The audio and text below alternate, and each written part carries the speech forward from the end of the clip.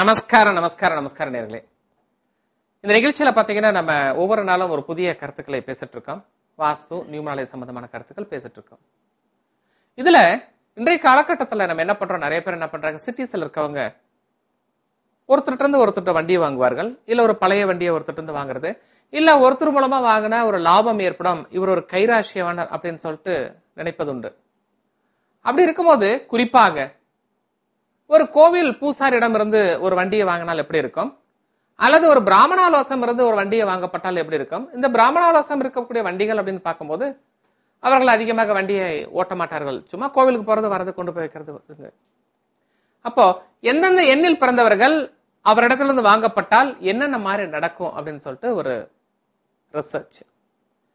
ஒரு 9ஆம் எண்ணில் பிறந்தவர்களாக இருந்தால், ஒரு ராணுவ வீரராக இருந்தாலும் சரி, அல்லது போலீஸ் துறையில் இருந்தாலும் சரி, அல்லது ஒரு மருத்துவத்துறையில் இருந்தாலும் சரி, இந்த வேத பாராயணம் செய்யப்படுவதாக இருந்தாலும் சரி, சாஸ்திரிகள் வசம் இருந்து ஒரு வண்டியை வாங்கப்பட்டால், ஆனா பிராமணவளா இருக்கணும், இந்தந்த துறையில் அவர்கள் இருந்திருந்தால் அவர்களிடத்திலிருந்து அந்த வண்டியை வாங்கப்பட்டால் யோகம் அதிகம்.